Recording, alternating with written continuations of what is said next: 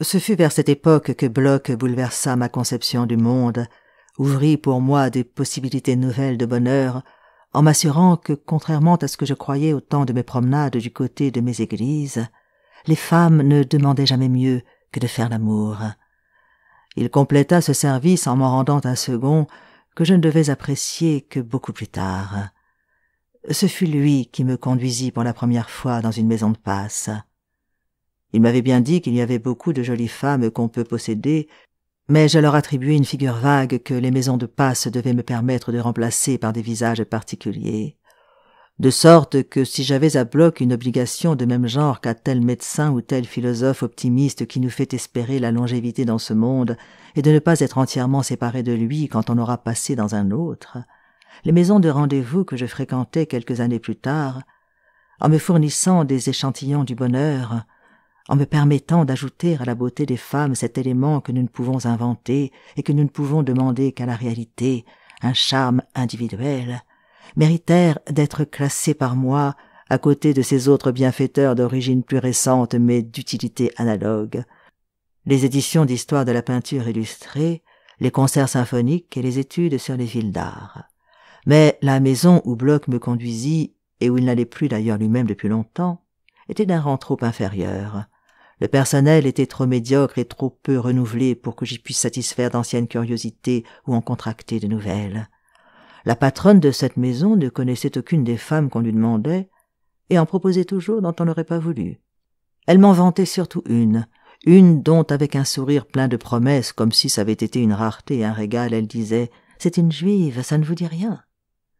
C'est sans doute à cause de cela qu'elle l'appelait Rachel. Et avec une exaltation niaise et factice qu'elle espérait être communicative et qui finissait sur un râle presque de jouissance. « Pensez donc, mon petit, une juive, il me semble que ça doit être affolant. Oh !» Cette Rachel que j'aperçus sans qu'elle me vît était brune. Pas jolie, mais avait l'air intelligent. Et non sans passer un bout de langue sur ses lèvres, souriait d'un air plein d'impertinence au miché qu'on lui présentait et que j'entendais entamer la conversation avec elle. Son mince et étroit visage était entouré de cheveux noirs et frisés, irréguliers, comme s'ils avaient été indiqués par des hachures dans un lavis à l'encre de Chine. Chaque fois, je promettais à la patronne qui me la proposait avec une insistance particulière en vantant sa grande intelligence et son instruction, que je ne manquerais pas un jour de venir tout exprès pour faire la connaissance de Rachel, surnommée par moi Rachel, gant du Seigneur. Mais le premier soir, j'avais entendu celle-ci au moment où elle s'en allait dire à la patronne « Alors c'est entendu, demain je suis libre, si vous avez quelqu'un, vous n'oublierez pas de me faire chercher. » Et ces mots m'avaient empêché de voir en elle une personne, parce qu'ils me l'avaient fait classer immédiatement dans une catégorie générale de femmes, dont l'habitude commune à toutes était de venir là le soir voir s'il n'y avait pas un louis ou deux à gagner. La patronne, qui ne connaissait pas l'opéra d'Halévy, ignorait pourquoi j'avais pris l'habitude de dire « Rachel quand du Seigneur ». Mais ne pas la comprendre n'a jamais fait trouver une plaisanterie moins drôle, et c'est chaque fois en riant de tout son cœur qu'elle me disait « Alors c'est pas encore pour ce soir que je vous unis à Rachel quand du Seigneur ? Comment dites-vous cela ? Rachel quand du Seigneur. Ah, ça c'est très bien trouvé. Je vais vous fiancer. Vous verrez, vous ne le regretterez pas. » Une fois j'ai failli me décider, mais elle était sous presse. Une autre fois, entre les mains du coiffeur, un vieux monsieur qui ne faisait rien d'autre aux femmes que verser de l'huile sur leurs cheveux déroulés et les peigner ensuite. Je me lassais d'attendre, bien que quelques habituées fort humbles, soi-disant ouvrières, mais toujours sans travail, fussent venus me faire de la tisane et tenir avec moi une longue conversation, à laquelle, malgré le sérieux des sujets traités, la nudité partielle ou complète de mes interlocutrices donnait une savoureuse simplicité. Je cessai du reste d'aller dans cette maison parce que, désireux de témoigner mes bons sentiments à la femme qui la tenait et avait besoin de meubles, je lui en donnai quelques-uns, notamment un grand canapé que j'avais hérité de ma tante Léonie. Je ne les voyais jamais car le manque de place avait empêché mes parents de les laisser entrer chez nous et ils étaient entassés dans un hangar. Mais dès que je les retrouvais dans la maison où ces femmes se servaient d'eux, toutes les vertus qu'on respirait dans la chambre de ma tante à Combray m'apparurent, suppliciées par le contact cruel auquel je les avais livrées sans défense.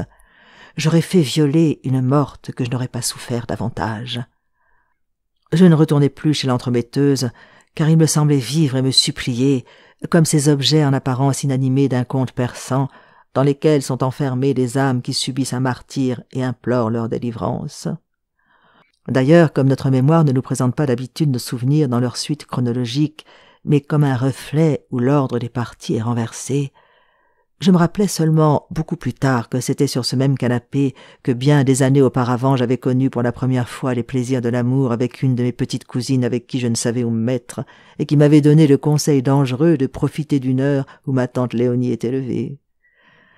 Toute une autre partie des meubles et surtout une magnifique argenterie ancienne de ma tante Léonie, je les vendis malgré l'avis contraire de mes parents pour pouvoir disposer de plus d'argent et envoyer plus de fleurs à Madame Swann. Comment pouvais-je supposer qu'un jour je pourrais regretter tout particulièrement cette argenterie et placer certains plaisirs plus haut que celui qui deviendrait peut-être absolument nul de faire des politesses aux parents de Gilberte? C'est de même en vue de Gilberte et pour ne pas la quitter que j'avais décidé de ne pas entrer dans les ambassades. Ce n'est jamais qu'à cause d'un état d'esprit qui n'est pas destiné à durer qu'on prend des résolutions définitives. J'imaginais à peine que cette substance étrange qui résidait en Gilberte et rayonnait en ses parents, en sa maison, me rendant indifférent à tout le reste, cette substance pourrait être libérée, émigrée dans un autre être. Vraiment la même substance, et pourtant devant avoir sur moi de tout autres effets, car la même maladie évolue, et un délicieux poison n'est plus toléré de même quand avec les années a diminué la résistance du cœur. Mes parents, cependant, auraient souhaité que l'intelligence que Bergotte m'avait reconnue se manifestât par quelque travail remarquable. Quand je ne connaissais pas les Swann, je croyais que j'étais empêché de travailler par l'état d'agitation où me mettait l'impossibilité de voir librement Gilberte. Mais quand leur demeure me fut ouverte, à peine je m'étais assis à mon bureau de travail que je me levais et courais chez eux. Et une fois que je les avais quittés et que j'étais rentré à la maison, mon isolement n'était qu'apparent. Ma pensée ne pouvait plus remonter le courant du flux de paroles par lequel je m'étais laissé machinalement entraîner pendant des heures. Seul je continuais à fabriquer les propos qui eussent été capables de plaire aux Swann, et pour donner plus d'intérêt au jeu, je tenais la place de ces partenaires absents, je me posais à moi-même des questions fictives choisies de telle façon que mes traits brillants ne leur servissent que d'heureuses réparties. Silencieux, cet exercice était pourtant une conversation et non une méditation. Ma solitude, une vie de salon mental, où c'était non ma propre personne, mais des interlocuteurs imaginaires qui gouvernaient mes paroles, et où j'éprouvais à former, au lieu des pensées que je croyais vraies, celles qui me venaient sans peine, sans régression du dehors vers le dedans, ce genre de plaisir tout passif que trouve à rester tranquille quelqu'un qui est alourdi par une mauvaise digestion. Si j'avais été moins décidé à me mettre définitivement au travail, j'aurais peut-être fait un effort pour commencer tout de suite. Mais puisque ma résolution était formelle, et qu'avant 24 heures, dans les cadres vides de la journée du lendemain où tout se plaçait si bien parce que je n'y étais pas encore, mes bonnes dispositions se réaliseraient aisément, il valait mieux ne pas choisir un soir où j'étais mal disposé pour un début auquel les jours suivants, hélas, ne devaient pas se montrer plus propices. Mais j'étais raisonnable. De la part de qui avait attendu des années, il eût été puéril de ne pas supporter un retard de 3 jours. Certain que le surlendemain j'aurais déjà écrit quelques pages, je ne disais plus un seul mot à mes parents de ma décision. J'aimais mieux patienter quelques heures et apporter à ma grand-mère consolée et convaincue de l'ouvrage en train. Malheureusement, le lendemain n'était pas cette journée extérieure et vaste que j'avais attendue dans la fièvre. Quand il était fini, ma paresse et ma lutte pénible contre certains obstacles internes avaient simplement duré 24 heures de plus. Et au bout de quelques jours, mes plans n'ayant pas été réalisés, je n'avais plus le même espoir qu'il le serait immédiatement, plus autant de courage pour subordonner tout à cette réalisation. Je recommençais à veiller, n'ayant plus pour m'obliger à me coucher de bonne heure un soir la vision certaine de voir l'œuvre commencer le lendemain matin. D'ailleurs, me disais-je en passant ma vie chez les Swann, ne fais-je pas comme Bergotte? À mes parents, il semblait presque que tout en étant paresseux, je menais, puisque c'était dans le même salon qu'un grand écrivain, la vie la plus favorable au talent. Et pourtant, que quelqu'un puisse être dispensé de faire ce talent soi-même par le dedans et le reçoive d'autrui, est aussi impossible que se faire une bonne santé malgré qu'on manque à toutes les règles de l'hygiène et qu'on commette les pires excès, rien qu'en dînant souvent en ville avec un médecin.